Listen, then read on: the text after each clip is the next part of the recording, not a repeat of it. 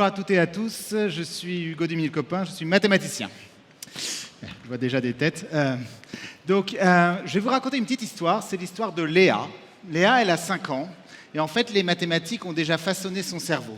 Elle sait compter, elle a des notions de forme, et ce n'était pas du tout évident à première vue. En fait, il y a beaucoup de choses qui étaient totalement impossibles, qui sont devenues évidentes, mais ça a pris du temps. Elle sait par exemple dénombrer 2, 3, 10 objets, elle sait mettre le cube dans le bon trou, etc., etc.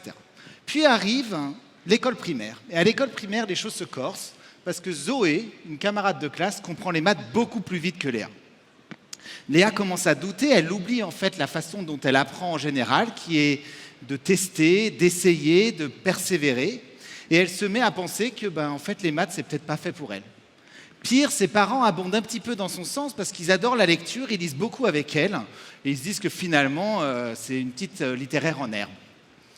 Donc Léa, au lieu d'être fière d'avoir emmagasiné tout plein de concepts mathématiques à l'école primaire, elle va plutôt se focaliser sur ses lacunes, et elle va commencer à avoir du dépit quand elle pense aux mathématiques. Elle arrive ensuite au collège, et alors là, c'est la traversée du désert, la géométrie, qui était censé lui apprendre les quelques notions de preuves mathématiques, de raisonnement logique. Pour elle, c'est un enchaînement de théorèmes qui n'ont aucun sens, c'est un enchaînement de noms grecs les uns après les autres, Pythagore, Thalès, au fond, pourquoi faire? Et elle va se mettre, en fait, à garder un souvenir abominable des mathématiques. Elle va même faire quelque chose de pire, c'est que ce dépit, ou peut-être parfois cette honte de ne pas savoir en mathématiques, elle va le transformer en fierté, la fierté d'être nulle en maths.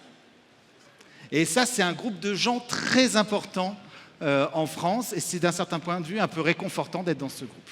Voilà, je finis ma petite histoire sur Léa. Je pense que certaines personnes auront peut-être reconnu des proches, se seront peut-être même reconnus dans ce personnage fictif de Léa. Pourquoi j'en ai parlé? Parce qu'il y a 3 choses que ça dit sur les mathématiques. La première chose, c'est qu'en fait, on a une vision extrêmement polarisée des mathématiques. On aime ou on déteste. Et on déteste souvent parce qu'on pense à tort que les aptitudes en mathématiques, c'est comme une certaine forme d'intelligence et que c'est inné. Mais c'est comme dire que l'aptitude à courir, c'est inné. Je veux dire, il n'y a rien de plus inné en mathématiques qu'en course à pied ou en lecture. Alors pour être Usain Bolt, probablement, il faut des aptitudes. Mais moi, je vous parle de juste savoir courir, on y arrive tous. Première chose. Deuxième chose, c'est qu'on oublie que le premier levier, et ça a été d'ailleurs mentionné juste avant, le premier levier d'apprentissage, c'est le recours aux émotions. La joie, la frustration, la fierté.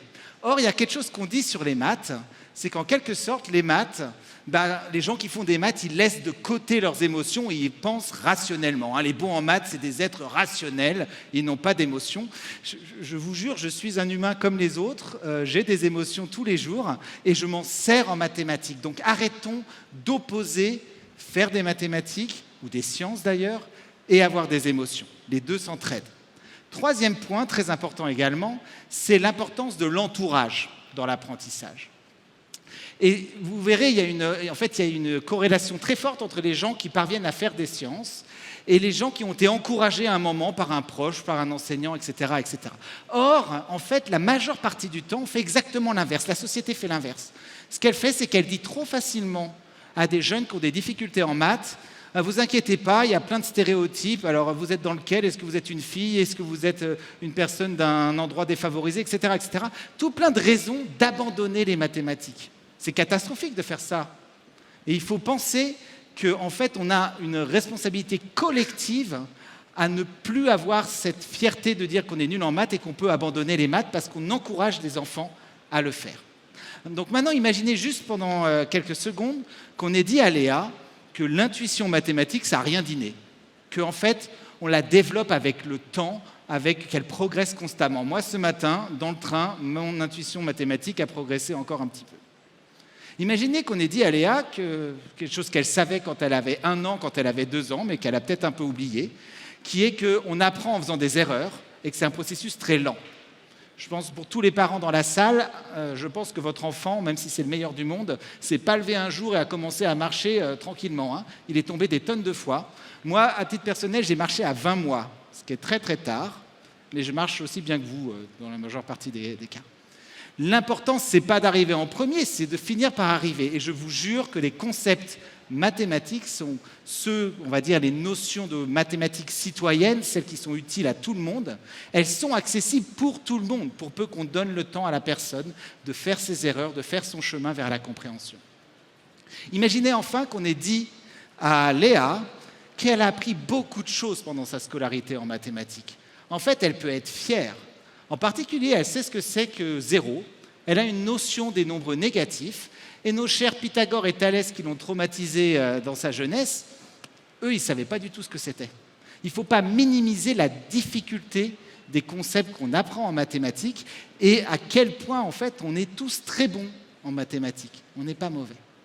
Voilà, donc, la chose la plus importante, en quelque sorte, le message de mon exposé, c'est de vous faire comprendre qu'il faut qu'on arrête ce discours délétère sur les mathématiques. Il faut arrêter de dire que tout le monde déteste les maths, c'est pas vrai. Bon, il y a plein de gens qui viennent me voir en disant qu'ils adorent les maths.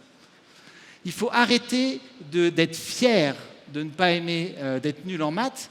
Il faut au contraire essayer de rendre nos enfants fiers de ce qu'ils savent déjà en mathématiques. C'est important parce que les mathématiques, elles sont partout. Elles ne sont pas juste dans les entreprises, je pense que là je parle à des convaincus, hein. Dans le monde de l'entreprise, les maths arrivent quasiment tout le temps, c'est très utile. Ça, tout le monde est convaincu. C'est aussi utile dans la formation citoyenne de chaque personne en France. Donc il faut revaloriser ces disciplines, en particulier pour essayer de cultiver cette candeur naturelle qu'ont les enfants, les bébés, quand ils découvrent leur première notion mathématique. Moi, je vois ma fille, les maths pour elle, c'est que du bonheur pour l'instant. Elle a 2 ans et demi, mais j'aimerais que ça reste comme ça le plus longtemps possible. Merci beaucoup pour votre attention.